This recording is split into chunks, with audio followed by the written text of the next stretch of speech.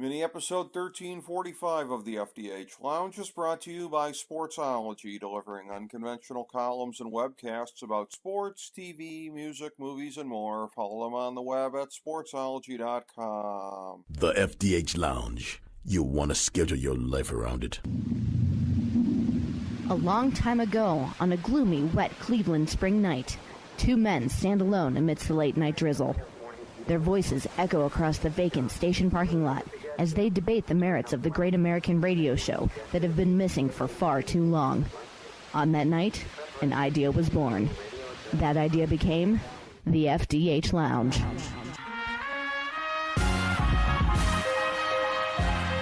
Welcome to the FDH Lounge. Hello, everyone. Welcome to FDH Lounge mini episode 1345. This is FDH managing partner Rick Morris here, and right about this time of year, we would normally have the Oscars well in the rearview mirror, but this is 2021, the year two of the pandemic, I guess you would say.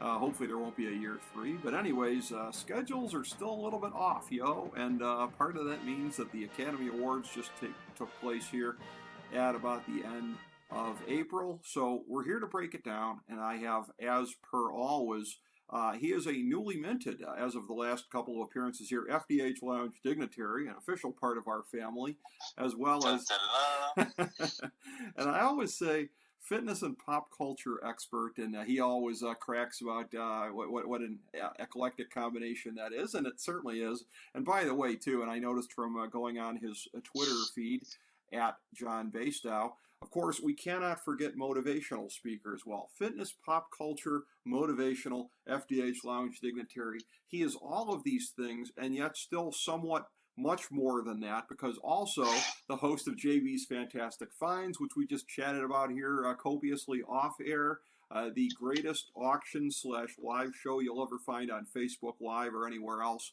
Of course, a great friend of the show, John Basedow. John, pleasure as always to have you on, my man. Much love. I do not want to interrupt you when you are doing that introduction, and I just think you had the titles out of priority because FDH dignitary must be first. Okay, I'm trying to be modest here. But okay, sure.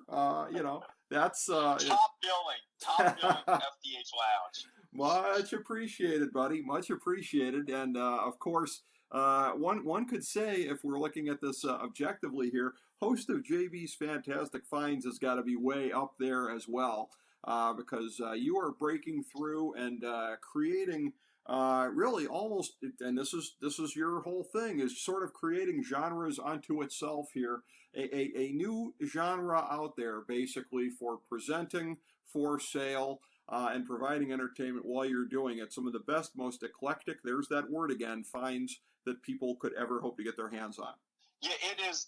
That show is truly the most bizarre and I think most immediately successful thing I've ever done as far as any venture.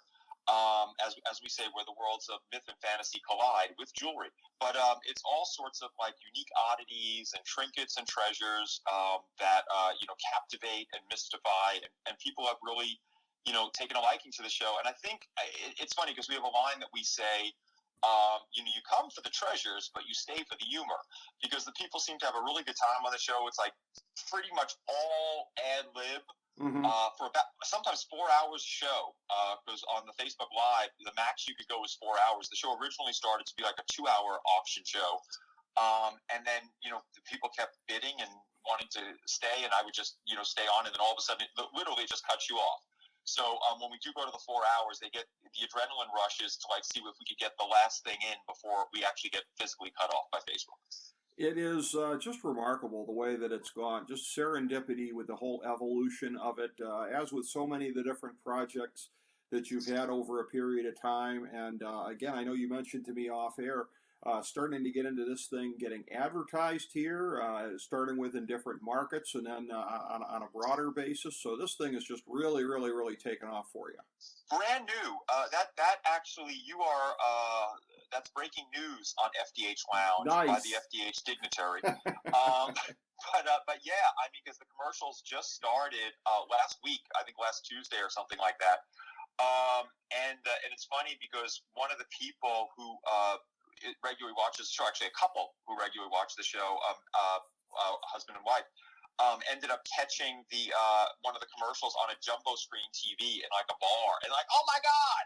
And they actually caught it on video and posted it on the JV's Fantastic Finds site. And I'm like looking at it, I'm like seeing this like a screen. And I don't know if it's somebody's house or something, but then I see like a bartender like walk in front of it, and the screen is bigger than the bartender, and I'm like, where the hell is this? Uh-huh. And so that was pretty impressive. I thought that threw me for a loop. That is incredible. It's like worlds like melding together, because JB's Fantastic Finds was going in one totally different, unusual direction, and then combining it with the commercials brings me back all the way back to Fitness Made Simple days. It does, and yet in there, and with the presentation of it and the sensibility, still a very strong handle on pop culture, which again is one of the things here. Well, one of the fields that you'd expanded into after your immediate one of fitness here, getting into that and pop culture, where you still have obviously a very strong grasp on what's going on, and that's what's made you our go-to guy for some of these awards shows over the years. And this has been a thing where when you look at it this year, it might not have made as big of a ripple in terms of pop culture, because certainly the audience was at a historic low for the Academy Awards on Sunday night. But again, there was still, pop culture-wise, a lot of chatter about what was happening, and a lot of different things for us to get into. Well, yeah, and it's coming at the end of a very long dead air space, pretty much. So it was good just to have anything, I think, come up, because everyone was waiting for what's going to happen, and is anything going to happen? So I'm always of the belief that something is better than nothing. So even though this was, I think in my opinion, definitely by far the most bizarre Oscars ever, and something you could never even have predicted. At least it was something, and it was there, and it shows a step back to normalcy and a step back in the right direction. I thought so as well, and it was really, really, as you say, a different kind of a presentation. They were trying to make up for what the usual trappings were that were missing in terms of it was basically being shot on film and presented that way, which added to a little bit more to sort of the almost surreal type of atmosphere inside of Union Station and the Dolby Theater. And as is always the case for any kind of award shows, there are some things in terms of the red carpet that will stand out. I'm just going to give you notes on a couple of the ones that I was looking at here. Ariane DeBose with that traffic cone orange dress. That was a real showstopper. And what about Coleman Domingo in the like pink on pink, just super hot pink everywhere? Yes, full-blown tux. Hot pink suit. That was just the most shocking pink I've ever seen in my life. John Basedow, radiated through the TV. You're weirding me out. It's like you're looking at my notes. That was the next thing in my notes, was Coleman Domingo in the hot pink suit. I'm looking around my place for cameras right now, if you're not peeking at my notes. But yes, no, it was that. I know him. I only know him from one of the Walking Dead franchise ones. I think it's Fear of the Walking Dead. Yeah. Which is on right now. I had no idea what movie he was in or anything, because I'm looking at I'm like, is that Coleman Domingo in a shocking pink full-blown tux? And I'm like, oh yes, it is. It is, and it was. God bless. God bless. Keep it moving. It was sensational, and look, I'm willing to wear some outlandish things to get a giggle. That's probably beyond the parlance of anything I would do, but more power to them for that. I have to say, a vicious rumor about this next one here, Laura Dern. I hope it is not true that a flock of extinct birds were sacrificed for the feathers for that flowing dress here. Let's hope that those rumors are false ones. But she was certainly quite a vision in that thing, and somebody as tall as her. That was a lot of feathers, bro. That was a aviary. That was quite the aviary concoction over there. But those are the ones though that get us talking. Those are the ones that get the blog notifications, and those are the ones that get all the press, which is what you look for. John, when you were saying aviary and looking for the word, I was about to pop in with, I think the word you're looking for is massacre, my man. Oh my God! No, I was trying to be nice. I was going to say aviary explosion, and I didn't want to say that. I was trying to think of something after aviary besides explosion, but now I've said it, so it doesn't matter. Well, there you go. And the only other note I had was Questlove with the gold Crocs on the red carpet, and that is a thing where he put his emphasis on the wrong word, because he's thinking we're going to be talking about gold. But no, dude, we're talking about the fact that you wore Crocs on the red carpet. Doesn't matter if there's gold, 24 karat spray painted, whatever they may be, they're still Crocs, dude, at the end of the day. Well, I always say, if you want to win an Oscar, you have to channel it by dressing as an Oscar. Yeah, not the only person who did. We had a couple folks in the course of the night here who tried to channel that a bit, and he did in his own subtle kind of way, if you want to call it that. But of all the different touches here this year that made things different, part of it was, and this is a take that I'm going to steal from somebody off of Twitter, of the whole thing of how do you segue from Glenn Close twerking to now in memoriam. I'm telling you, Glenn Close doing debut is everywhere. It is just literally everywhere, though. That was, I think, one of the crowning moments of the Oscars, because you don't even have to watch the Oscars. You saw her everywhere. Yeah. They took that clip. Yeah, and go back to Fatal Attraction, and what was it, 87? If 87 Glenn Close had done that, it would have broken the internet if there was an internet. Horny dudes everywhere would have just been losing their S. She's like I always think of from back in the day. It goes to the daytime Emmys though. The Susan Lucci, it was like, always nominated, never winning. I mean, Glenn Close is pretty.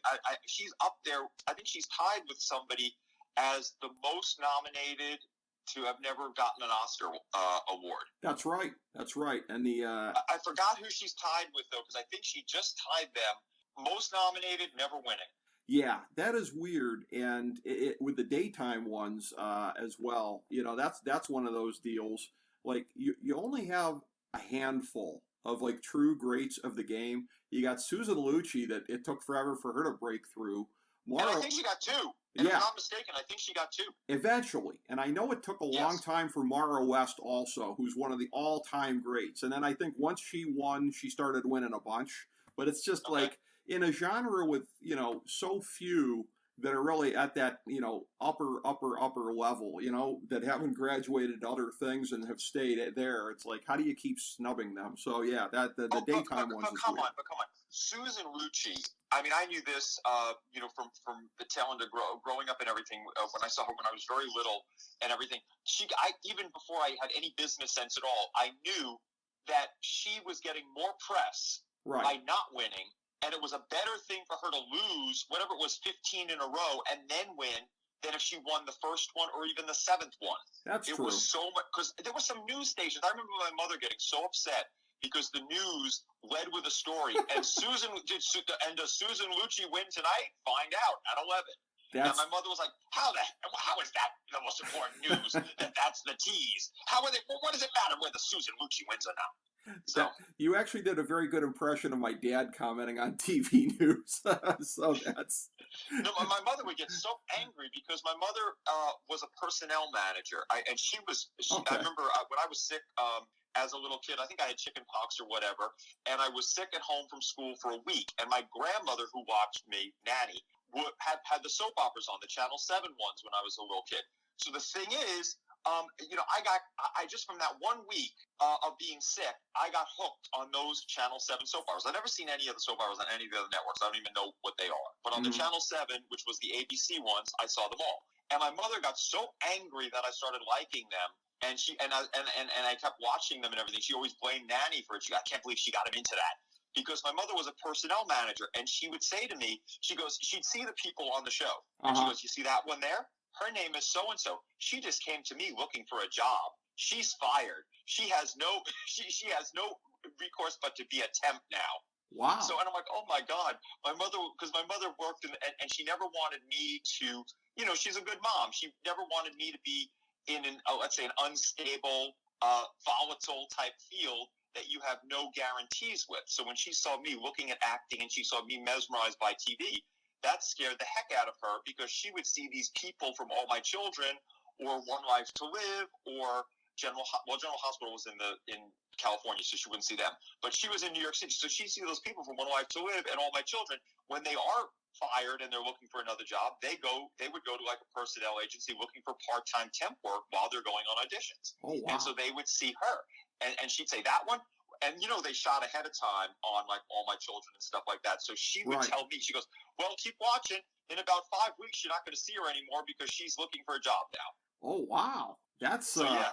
That's pretty far out. Yeah, One Life to Live. That was another show that had a couple of those grand dames of daytime, and the ones that played, what was it, Vicky and Dorian? Like those were. Oh, I became friends with Robin Strasser. I read her in the city. Yes. Oh, she's great. She has a Bichon Frise, and I said. And I'm like that. I'm like that dude that is more enchanted by the dogs than anything else. When I'm walking on the streets, and I will literally stop at dogs that, what a cute dog, or that dog's damn adorable, or whatever.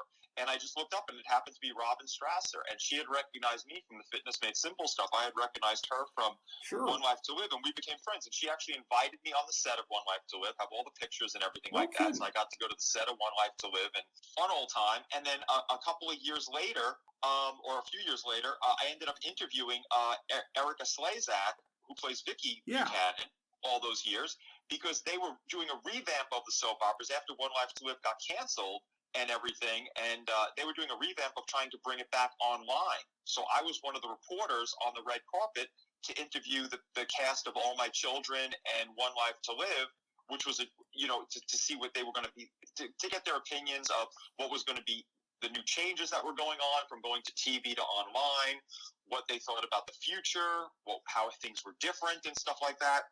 And of course, that whole venture bombed terribly. Yeah. And they didn't last very long online at all. It's a totally different world.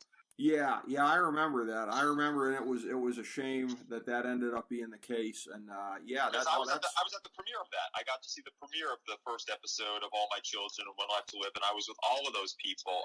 Katie McLean, who I had a crush on growing up as Dixie Cooney. Yes, I know you mean. We were talking about that and joked about that on the red carpet and stuff like that. And Robin Strasser, who I had now known for a while, she did a great interview with her. First time interviewing Erica Slezak. Bob Woods and I became buddies. Bob Woods and I went to a bunch of events together. I was also very good friends with Catherine Hicklin, who was on One Life to Live playing Lindsay. So, so that whole crowd. Is Bob Woods, is he like a folksy type guy in real life? He's a really cool dude. He is super chill.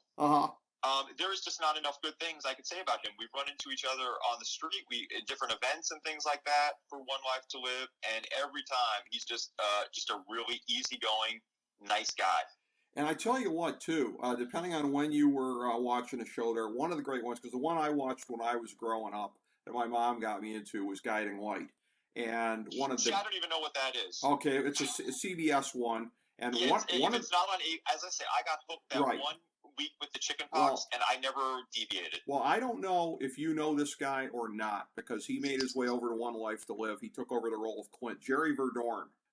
He was great on Guiding Light, and in their last couple of years before they went down the crapper and they started firing everybody, they were downsizing somehow or another. He was too expensive for their crappy budget, and he went to One Life to Live and took over Clint Buchanan, and I guess he thrived in that role. Well, when they went to online, the salary cuts were and the online stuff was being produced in Connecticut. Yeah. They were going to Connecticut to produce that. And their salaries were obviously dramatically cut because there was no way they were going to be able to do TV money on that thing.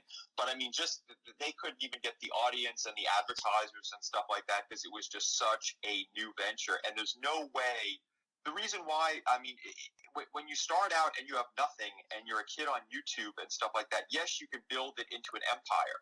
But if you already are used to a certain way of living and you're already used to a certain salary – it's almost impossible, and nothing's impossible, but it's pretty much impossible to get that immediately when you're just starting out online. Yeah. You're just not going to do it. There's a huge learning curve, and there's a huge slope up. You don't, and whatever was popular on TV does not have the same popularity online. It does not translate over to shock and awe at all. It's a totally different world. Well, and not only that, it's one of these things where one of the reasons that these shows get canceled is because of the demographics. The older demographics, those are the people least likely to seek it out online, even if they like the show. And that's a thing where, 100%, 100%.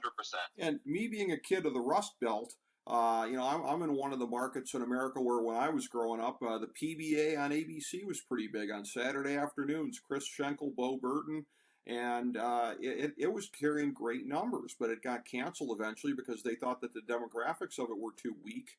And that's the demographics can be death.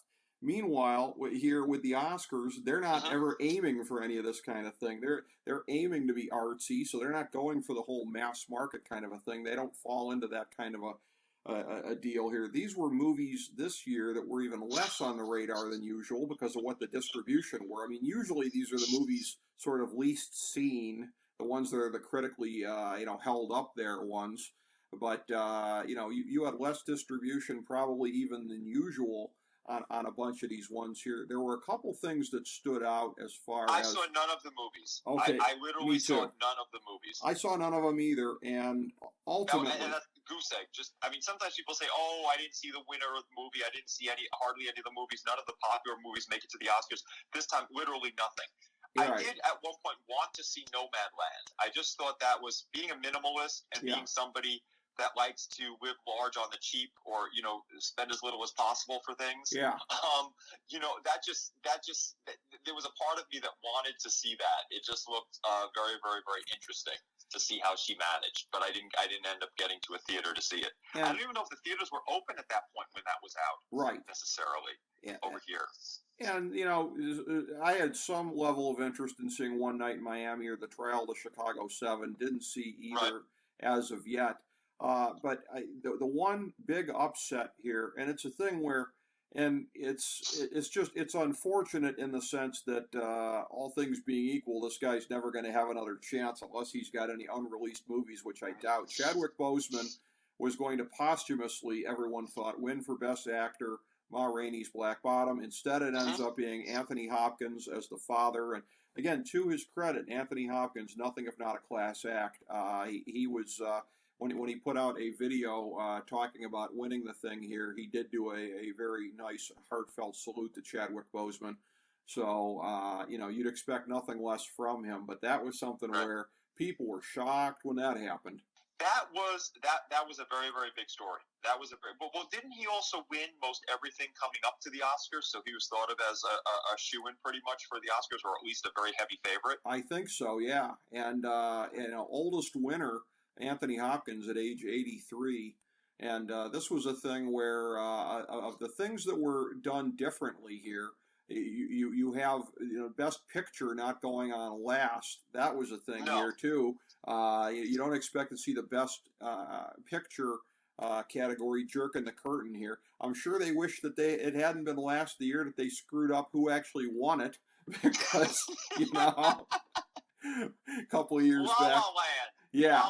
Yes, which some of the hardest laughing I've ever done on the show have been you and I just riffing on that entire thing and that disaster. And I'm sure they wish that it had been buried in the middle of the show that year, but instead Nomadland wins it somewhere mid-card this year. I didn't know that Best Picture was now a mid-card category, but I guess it is. Well, let's put it this way. All bets were off, man. I mean, they've gone hostless before, and I think the host is pretty extraneous anyway on that thing, but they've never not had like a musical number or some sort of big opening. I mean, the whole opening of this one was pretty much, wasn't it just Regina King like walking through, basically showcasing Union Station as she's walking through with an Oscar? I mean, there was no big fanfare or anything, pomp and circumstance that you'd attribute to the Oscars normally. So I think that set the stage that this was going to be a whole different game, a whole different vision than you've ever seen before. It was, and she made sort of an oblique. This is one of these things where it's all sort of the prism that you're looking at it through. She made sort of an oblique reference to the George Floyd trial in her opening monologue. So, I mean, for a guy like me, in terms of what my expectations are, my cynical expectations, you know, if you were betting the over, this came in at the under for proselytizing in my book. This was less than I expected through the course of the night. But then there are people who are offended by the amount of proselytizing that they saw, feel that it had something to do with the ratings being as low. I think part of it is, and I think one of the great lessons of the pandemic is, I mean, everything that got knocked out of whack last year, whether it be, you know, when the NBA Finals were on, or the Kentucky Derby last year, or anything was, and we all thought, right, that since people are home so much more and whatever, everything is going to be at least where it's at, if not up. No, people are creatures of habit, man. I know the Indianapolis 500 did a historically bad number last August. I mean, if things aren't where they're expected to be, it's going to be off. And who knew that so many people were sitting there like, if it's the first Sunday in March, I got to be here for the Academy Awards. But apparently that is the case, John, because I think having it here at the end of April in springtime, this just must have thrown some people. I think it was more so that than the amount of proselytizing, unless everyone just expected going in that they were going to get beat over the head with politics. Well, a lot of times I think the Oscars gets criticized, and I think a lot of award shows, but the Oscars in particular, gets criticized a lot for injecting a lot of political opinions into what's supposed to be an entertainment venue. Yes. And that's something I don't think it's ever been something that's not been criticized about, or at least talked about Sure. the Oscars. It's always that way. But I think you hit the nail on the head. You must have graduated from carpentry school, because you nailed it. As far as things, it's funny. People always say, "Oh, well, this person's your biggest fan. This person's your biggest fan." I never get excited about hearing things like that, because I always know that there are limiting circumstances.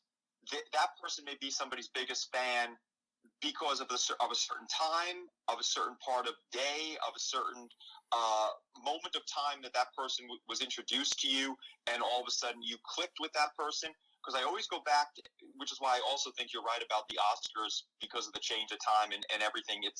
Everybody, if it doesn't come when they're expecting it, it's not that everybody's going to change their whole life to find it. Because I remember back in the day when Howard Stern first started on Sirius, there were so many stories and so many. I mean, I always say a great deal for Howard, not so much for Sirius. I mean, he's a huge talent, but he was like extremely large on terrestrial radio, and they thought all of his terrestrial radio fans would migrate over to Sirius immediately when he moved there. Yep. And that did not happen at all in the beginning. I mean, Granted, he's huge now on it and everything, and he's always been huge, period. But it was not what they thought. Like, these fans are going to be rabid. They'll gladly pay whatever it was, $5 for their discounted package to have Sirius, and it didn't happen at all like that. It was more of a trickle in, and that massive terrestrial audience did not go in mass to Sirius in the way that it was thought it was going to. And it's the same thing with anything. Somebody can love a certain show, but as soon as that show turns time period, all that a massive amount of love they may have for that show and that dedication you may think they have for that show dissipates. Absolutely. So there are many limiting factors. So I think you hit the nail on the head by saying that the change in time, the other things that are going on in the world, the 2-month delay, out of sight, out of mind. And sometimes it's not a strong enough draw just because, I got to see the Oscars. It's more like I got to see the Oscars because it fits into my schedule here and I'm used to seeing it here. And this is something I've done year in and year out. As soon as one of those factors changes, that desire to see it may not be there. Yeah, and I think there are definitely people who tuned in who were upset at the demystifying of it. I didn't get a chance to clock in on the specific objections, but I know that another one of our FDH Lounge dignitaries, a New York media journalist, Simon Applebaum, I did see on social media that he was critical of the ceremony in real time, because I think he is expecting something that has, more dignity than what they ended up having there. And that because it was, a much looser, more informal kind of a deal. I think there's no question about that. But I mean, as far as stuff goes with politics and the Oscars, I mean, myself as a self-styled student of history, I mean, the amount of politics that we're getting in there these days is a thing where I just, had I been around at that time and been seeing this, I can't even imagine how livid I would have been. But I've read about this in 1975 when they had the Oscars. It was apparently right after the fall of Saigon, and you had actors that were. And I think there was some kind of Vietnam documentary that won, Oscars, and it was one of these agitprop kind of deals, and these a-holes are up on stage, like cocking their fist, like power to the people of the Viet Cong and whatever. Like, oh my God, if I had been around at that time to see something like that, I can't imagine the kind of violence I might have perpetrated, through my TV screen. So, I mean,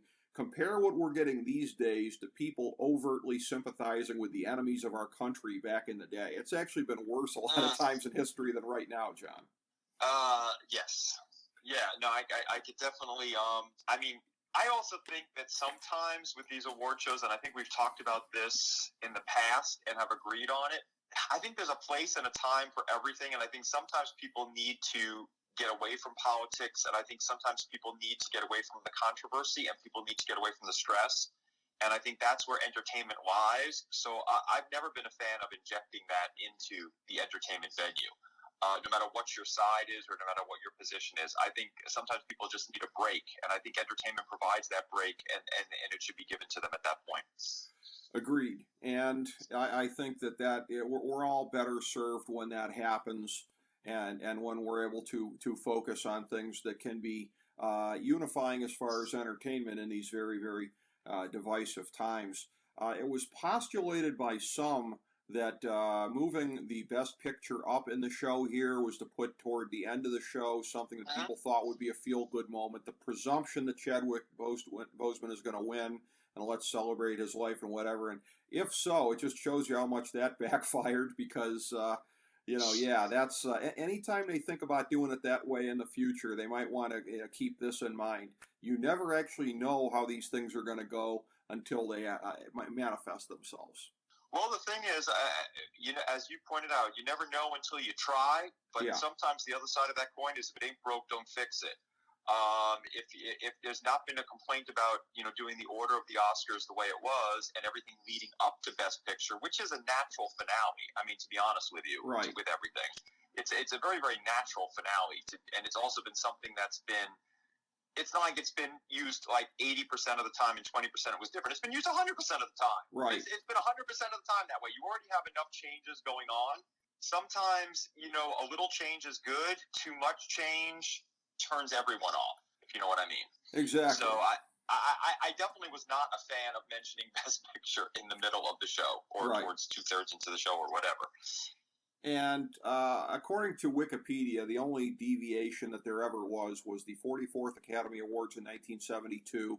They had an Academy Honorary Award that they gave to Charlie Chaplin, and that's what they ended with. But I mean, that's one of those things where you're not switching the order of the actual things. You're adding one more thing at the end. That's just putting in a bonus. Yeah, that's it's a just bonus. Putting in an extra. That's different. Exactly. Sort of. Somebody like me, I always got to use the pro wrestling analogies. That's the co-main event, essentially. You had a double main event that night, so to speak. There you go. Exactly. You got a bonus. Yes. You go. It's not a restructuring. Yes. Versus this is the equivalent of taking one of your two semi-main events and moving it into a main event spot, and you shouldn't be doing that. It should be Best Picture.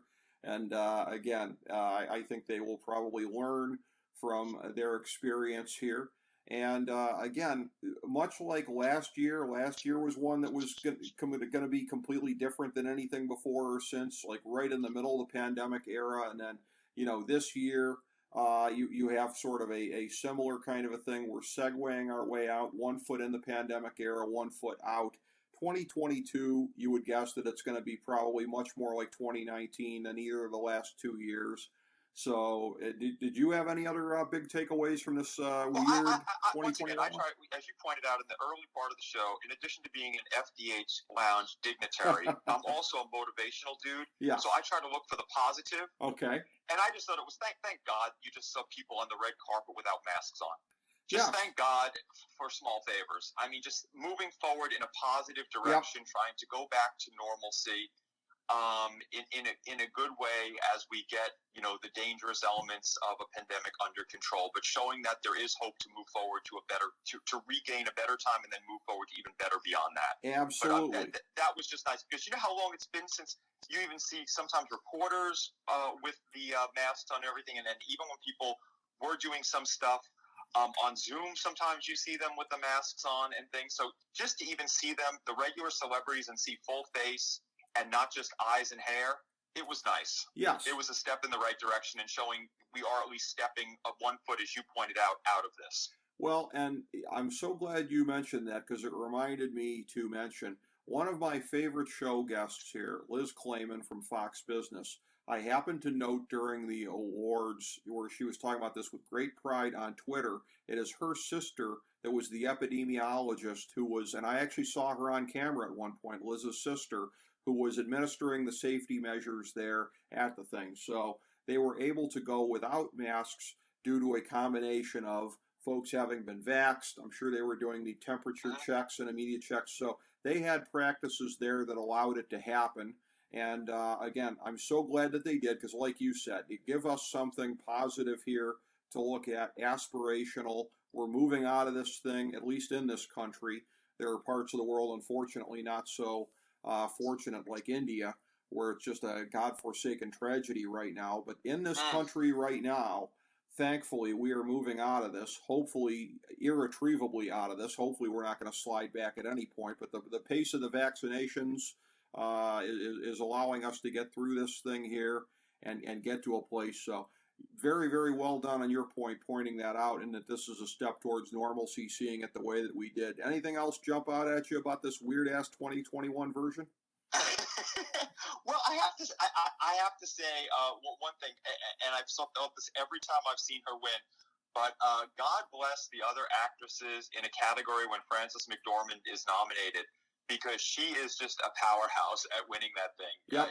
She just seems to always have a lock on it. And as I said, I did not get a chance to see Nomadland. I'm thinking back because I said, oh, that's one I was thinking about seeing, but I don't think the movie theaters were even open here when that was there.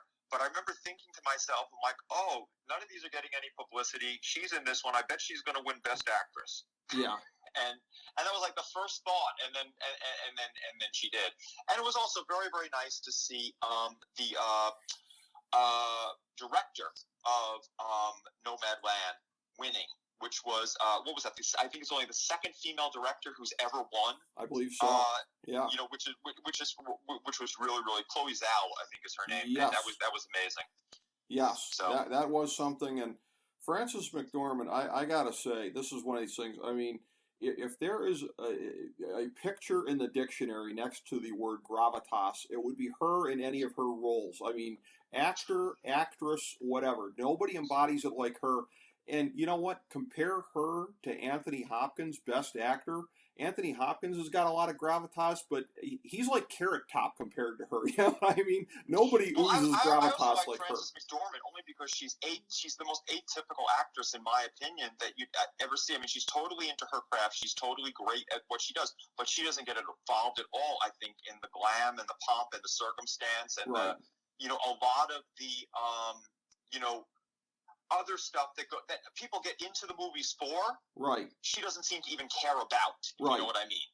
Right. She doesn't seem to care about any of the trappings of celebrity at all, and she's so into the work. Yeah. And she just stands out against everyone else.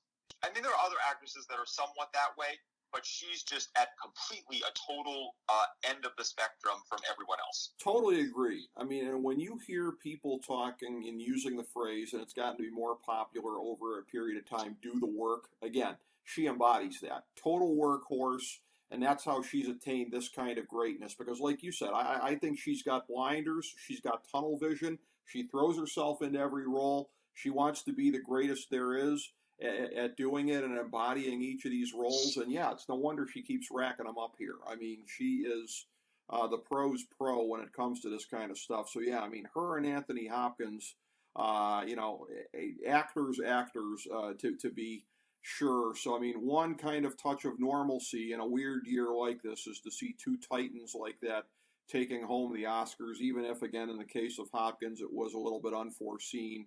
that he would win this one. But yeah, it was definitely a weird and out of the ordinary kind of Oscars here, and as far as what it looks like in 2022. We shall see. I'm sure they're hard at work thinking about how they're going to bounce back in terms of the viewership and the trappings of it and everything else like that. But a thing like wasn't this, it on a? I mean, but just I think we talked about it previous years too. Wasn't it always on a decline? It was just a bigger decline this year. I mean, it's not ever been like on an upswing yeah, since we started doing the show. The Oscars has sort of it's like almost like the law of attrition. It's just been wearing away, and it just wore away a little bit more this time. I think this one was the first time ever below 10 million viewers. I think it was in the nines, if I'm not mistaken. And that was the lowest by far. But we commented, I think, last year that it was lower than the year before.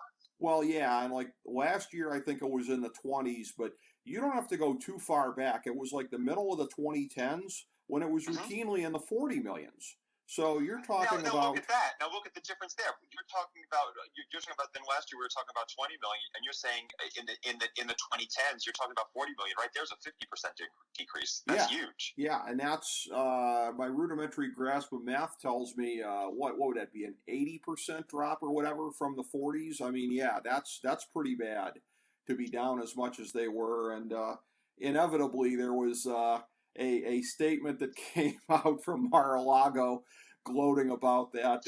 I did see somebody on Twitter noting that Trump is in the fat Elvis phase of his media career at this point, and gloating about what the ratings were. So a certain rotund orange guy was kind of happy about how it went. I don't think anybody still in the entertainment business was happy about how it went, but we'll have to see. 2022 is sure to be a bounce back in some ways. I'm sure that this is probably a plateau, a low point for the audience that they will come back from. There will be movies in the next year I think that people will be more excited about than this crop because they'll have actually had a chance to see them in the theaters. Go figure. So one thing I am interested, just as a I guess we're both obviously, with our businesses and other things we do in entrepreneurial directions,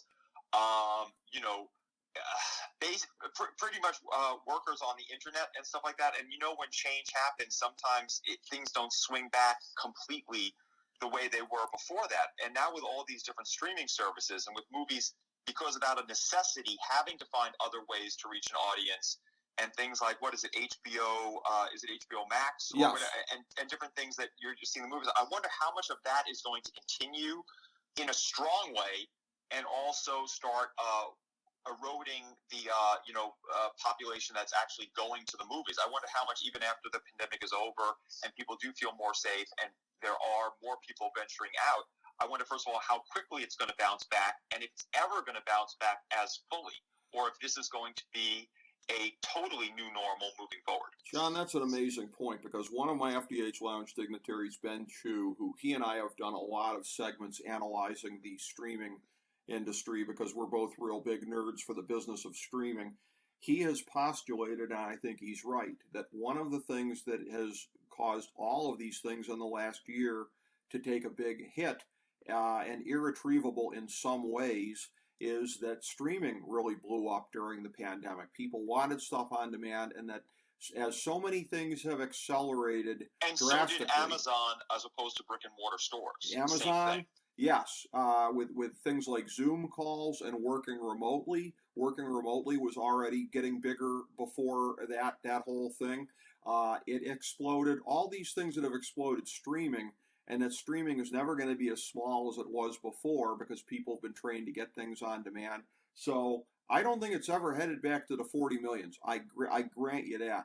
Can it make it back to the 20s? I wonder how many things are going to even continue because remember, when you're talking about things like brick and mortar stores, you're talking about brick and mortar theaters, and those are bloated industries. What I mean by that is those are industries with a very high overhead. Yes. When you're talking about streaming, they're very streamlined, non-bloated industries with a very low overhead in comparison.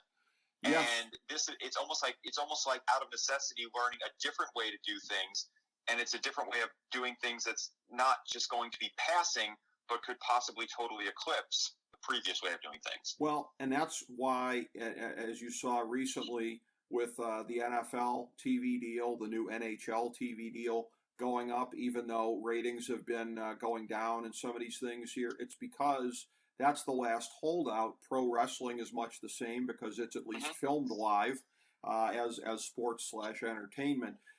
And the Oscars theoretically would be one of these things where it'd be, oh, okay, well, it's going to be live. We got to see it. There are so few things anymore that are appointment viewing, and probably 90% of them are sports. And then you have a couple of other things here and there that kind of fall into that. Theoretically, the Oscars are still a part of that. Look, I'll bet you they're back up over 20 million next year if they're back in a normal time slot and where we're used to seeing them. I don't think they'll ever see the 40s again. I think that's right. And it may slide from the 20s in the years after that. But, yeah, I mean, something tells me it'll be better than 9. It'll be, yeah, much better than this. And according to Wikipedia, for whatever that's worth, the final calc came in at like 10.4 million. So it just oozed above 10 million, barely. But again, that still had to be horrifying to the powers that be relative to what. And they had to know they were going to take a real haircut this year. But I mean, nobody probably saw it going to that. Nobody saw them, being able to be used as a punchline for Trump of all people by the time it was all said and done. But, I think the way that it went, they might be laughing out the other side of their mouth next year if it's back above 20 million, which I think it might be. And listen, they might see 10.4 million again, but I think it could take them another 10 or 15 years to fall back this low as things keep getting, more and more stretched different ways as far as eyeballs go. But that's just my guess. We'll have to see if it goes up again or not. But one way or another, something like this, these awards shows here, the Oscars and all of this, the perfect thing for breaking down with my man, John Basedow. As we say, FDH Lounge dignitary, motivation, fitness, pop culture expert, purveyor of JB's Fantastic Finds, the show that is blowing up and redefining the entertaining auction industry, basically defining it, so to speak. There never been entertaining auctions before. An auction merged with entertainment. But if anybody could do it, I have literally no idea what I'm doing. I'm learning every day. I'm on that crazy show. It's just been a wild, wild ride. Well, I do feel like a pioneer in that path because there is no model to follow. You are, and you are the master of reinvention, my man. I mean, these things keep coming up here. You keep mastering them and whatever. But JB's Fantastic Finds looks like something you're going to be doing for as far as the eye can see, and we all look forward to keeping checking it out. Much love. As I say, it has. I'm just going to say it's been a fun ride. I'm totally learning it by the seat of my pants, and just enjoying the ride because it has really been fun. There's a lot of great viewers who are getting treasures and having happy moments. And I think some of the best things I see on that show are the comments. When you see a comment saying, I just love watching this show because this is the time I look forward to, unwinding, not worrying about things, and just feeling happy and enthused, getting educated on some stuff, but then being with friends. Yeah. And that's really a nice comment to have on a show. You say an auction show, but it's a lot of people. I mean, they're using it as a sort of get-together fun spot, which is because they're all conversing with themselves in the comments, much like I'm seeing those comments or I'm conversing them from TV from camera to their comments. Sure. And so that's why it's a totally unique experience. But I was very surprised to see some of the comments and seeing how people saying, I just look forward to this. I can't wait for it to start and things. And just looking forward not only to learning more, but also to being with friends, having a positivity-only zone, which is what we talk about. We also kick negativity to the curb. And there's no whining, complaining, or moaning about anything. It's all going to be up, up, up. And that's what we do on the show. And then they also get some little treasures that make them happy and get those endorphins flowing too. Well, in terms of the limitations of the word auction for summing up what you're doing, that's exactly why if somebody put a gun to my head and said, sum up this show in one word, I'd have to say, well, pull the trigger, bro, because there's no way I can sum it up in just one word. Anything you want to put on this would be limiting as far as capturing what's being done here. But as with everything else you're doing, you are mastering it, you are making it your own, and you are adapting and reinventing like few others out there. So all the best on that, and until the next time we're on this show, chatting about some silliness, I look forward to checking out everything you got going on. Much love, my friend. As I say, anytime you want me back, just give me a holler. Truly appreciate it, John. Thank you so much. The great John Basedow, everybody. Thank you for checking out this great mini episode of the FDH Lounge.